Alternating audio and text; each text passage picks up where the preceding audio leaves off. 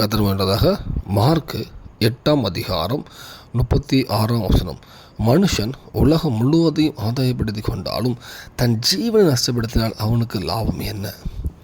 கர்த்தர் வேண்டதாக இந்த இயேசு சொல்லும்போது, ஒரு மனுஷன் உலகம் முழுவதும் ஆதாயப்படுத்தி கொண்டாலும், அது எந்த ஆதாயமாக இருக்கட்டும், ஆத்தும ஆதாயமாக இருந்தாலும் சரி, உலக ரீதியாக ஆதாயப்படுத்த எப்படி ஆதாயப்படுத்தினாலும் தன் ஜீவன் பரலோகத்துக்கு வராமல் நரகத்துக்கு போகுமாயின் அவனுக்கு என்ன லாபம்? எதை சொல்லுது?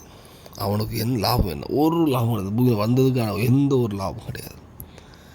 உலகம் முழுவதும் ஆதாயப்படுத்தி கொண்டாலும் எல்லாமே உலகமே அவன் கற்றுக் கொண்டாலும் சரி, உலக ரீதியாக அவன் பெரிய ஆளும் சரி, எந்த விஷயத்தில் ஆதாயப்படுத்தி கொண்டாலும் தன் ஜீவன் நஷ்டப்படுத்த லாபம் என்ன கேட்குது.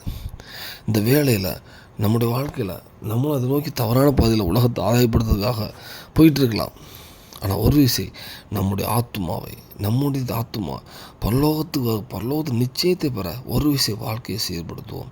ஏதாவது பாவங்களுக்கு முன்னால் ஒரு விஷயம் மன்னிப்பு கேட்டு அதை விட்டு பலன்பட்டு அடுத்து முன்னேறுவோம். கண்டிப்பாக நம்முடைய நம்ம அநேக ஆத்துமாக உலகம் முழுவதும் ஆத்துமாக ஆதாயப்படுத்தினாலும் சரி, எந்த காரியம் இருந்தாலும் நம்முடைய ஆத்துமாவை பரலோகத்துக்கு கொண்டு போக நம்ம தேவனுடைய கேட்போம்.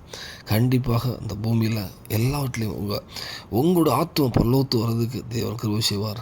வாழ்க்கை சீர்படுத்துங்க, பரலோகத்துக்கு ஆயத்தப்படுத்துவார். உங்கள் மூலமாக உங்கள் குடும்பங்கள் எல்லாம் தேவன் ரசித்து வர்றதுக்கு எதுவாகும். அர்ப்பணிப்போம். தேவன் கிருபை செய்வாராக. ஆமென்.